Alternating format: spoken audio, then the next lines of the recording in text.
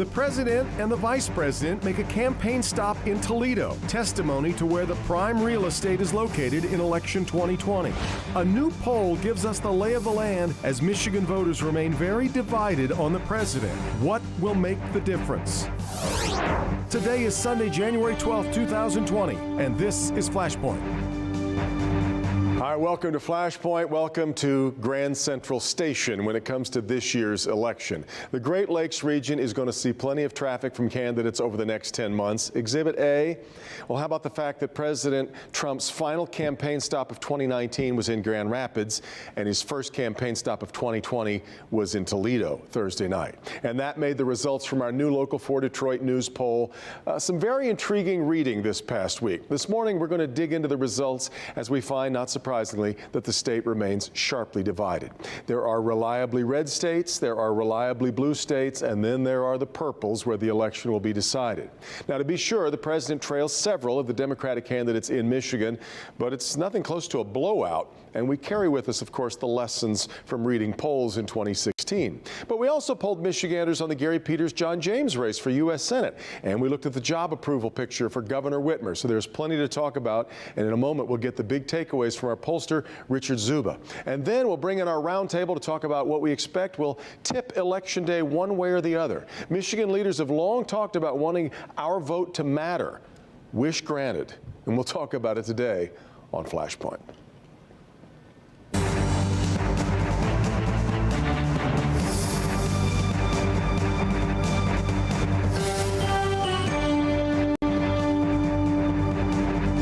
Let's start this morning by looking at the key findings in our brand new Local 4 Detroit News poll. Pollster Richard Zuba of the Glenn Garriff Group is in Florida this morning, lucky him, and joins us now via Skype. Richard, off the top, and it's the first thing that you mentioned in your summary in the poll, the motivation to get out and vote, with 10 being the highest, Michigan is at a 9.5, historically engaged the last time around, and it has not abated at all. Well, it's a remarkable shift from 2016, where we saw just record low motivation to vote. And in 2018, we saw record high, and it has not stopped. Everybody's eager to vote on all sides of the aisle and in the middle. And I think we're going to see a very large turnout heading into the presidential election. Well, let's start with the president's approval ratings then. They are actually up 3 points from your last poll, which was last summer, but still only about 40% of Michigan voters approve of the job he's doing, compared to 51% who don't approve. Right. It's a little bit of minor movement. It's within the survey's margin of error from last time also. It's something we'll keep an eye on. Maybe it's improved a little, but not much. And what we've seen is these numbers are just stuck in cement, and they have been, for the better part of 3 years. We're just not seeing a lot of movement in these numbers. The gender gap here remains glaring. President Trump's base is men, and women are far more likely to dislike him. Absolutely. In fact, it's a pretty historic gender gap right now. There's some real interesting differences. Southeast Michigan women down in Metro Detroit, just strongly opposed to the president right now. Outstate men strongly, in support of the president. I think one of the interesting things to watch will be Metro Detroit men and how they end up breaking in this race. I think that's where the fight is. Well, let's look at the fight. All 5 of the leading Democrats that you polled hold an advantage over President Trump. Now, some of them are within the margin of error, but here you see where Richard's findings break down. It is surprising to me, and I think to everybody, when we first saw this come out, the second strongest Democrat right now after Joe Biden is Michael Bloomberg. Were you surprised? I was surprised. And we went and took a look at why that's happening. And he does better amongst men than all the other candidates. He has a slight advantage over Biden right now amongst men. Biden's advantages are that he really holds down some of Trump's strengths in the rural areas and just wipes up the suburbs. He does tremendously well in suburban areas. Do you feel any less support for Bernie Sanders, given that he's the guy who won the primary in Michigan the last time around, or is he doing about the same in your view? No, actually, from June, Bernie Sanders has dropped about 6 points against Donald Trump. It's a very interesting, noticeable difference from the June survey. The one thing I remind people is, half of Democrats in Michigan have voted for Bernie Sanders already. And they've invested something into him, but all of Democrats have voted for Joe Biden. So it makes those two very interesting because people have invested in them already. Names they've seen on ballots before. Really interesting way of looking at it. I also want to move to the Senate race because you looked into that. The incumbent Gary Peters being challenged by John James. John James was unable to unseat Debbie Stabenow in 2018, but he's back in the run again, and he is inside the margin of error at this point, trailing by fewer than 4 points. Yeah, right now that race would have to be classified as close to a toss-up with just a slight advantage to Gary Peters right now. It's not unexpected for a first-term U.S. Senator to face this kind of a race. Yeah. So I don't think it's a shock to see Gary Peters in this position. Both of these candidates have a lot of room to move, but I think this race gets caught up in whatever the national tide is going to be. And there's going to be an outrageous amount of money, I'm assuming, spent in that race.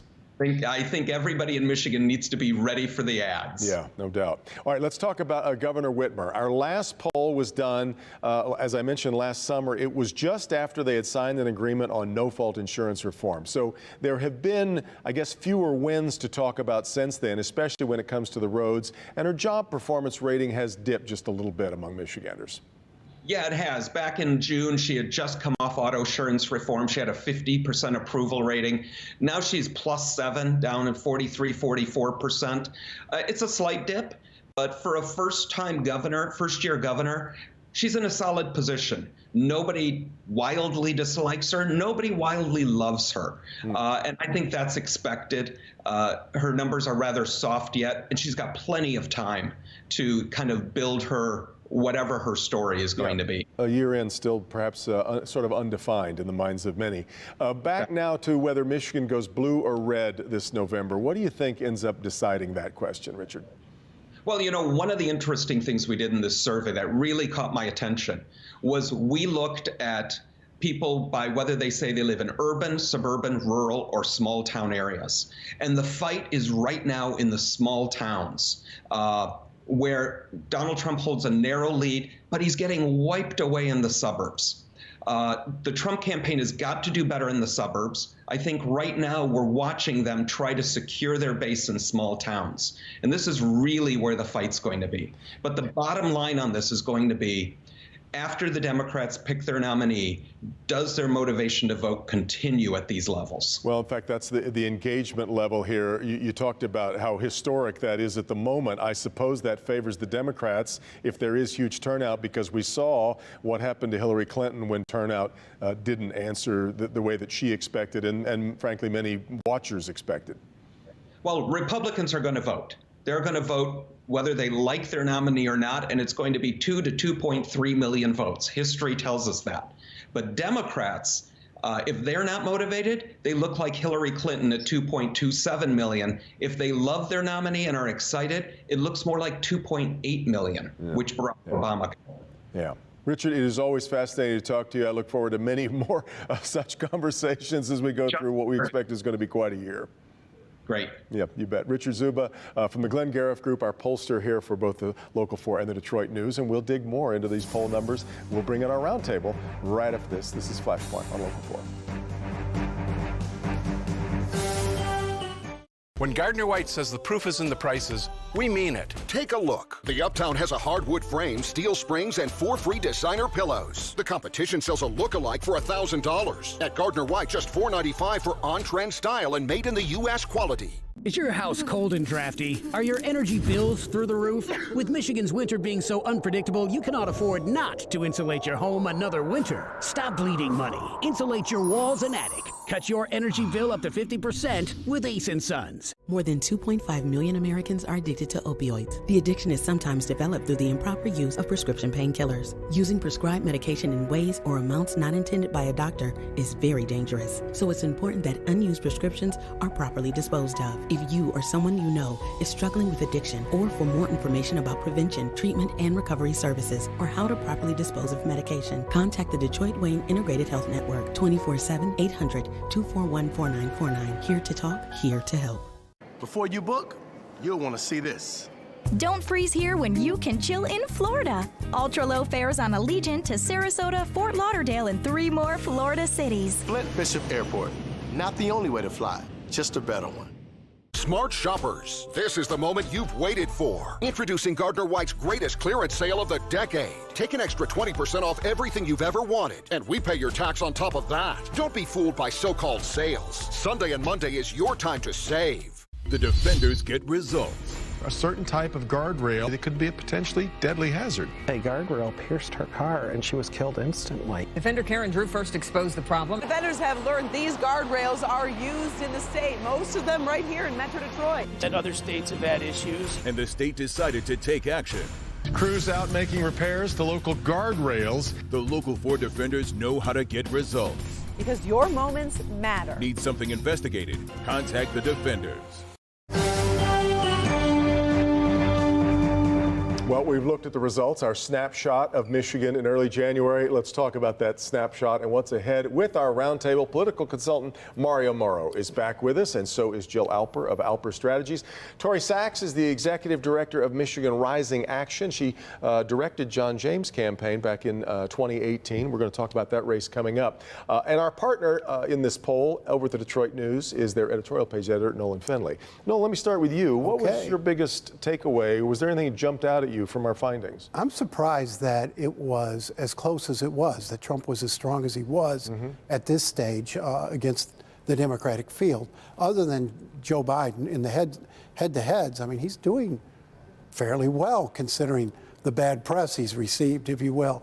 I don't think he's any worse. Just shows how cemented we all are into positions, though, doesn't it? I don't know that matter what happens. I don't know that he's any worse shape than he was at the start of the campaign in the fall of 2016. I think if you go back to those polls, he's about where he was against Hillary Clinton at Labor Day in that campaign. I mean, it tells me that Michigan's still very much in play. I was surprised, Jill, to find that Michael Bloomberg was the second strongest candidate in this for a guy who has really barely started running. Actually, I shouldn't say barely started running. There are quite a few ads that are on right now, but hasn't really shown up here much yet. We don't really have him as a fixture in our mind, I didn't think yet. Right, well, it just goes to show you the power in advertising, because you can get people to focus before they're ready to focus, but that I think also in Michael Bloomberg you have a compelling story that's a different story that would resonate in an electorate. People forget our primary is open too. So I think the poll did reflect a number of independent-minded, where the president's not doing so well, support for Michael Bloomberg. So we may see a lot of Republicans who aren't happy with Trump looking to see or to influence who the Democratic nominee is. Be interesting. Mario, it's interesting. If you're a Democrat or you're supporting Democratic candidates and you look at a poll and a guy who's been impeached is only 7 points ahead of the strongest rival that you can present, that seems to suggest quite a challenge. Quite disturbing to a lot of people, especially the Democrats. I agree with Nolan. I'm surprised that it's so close.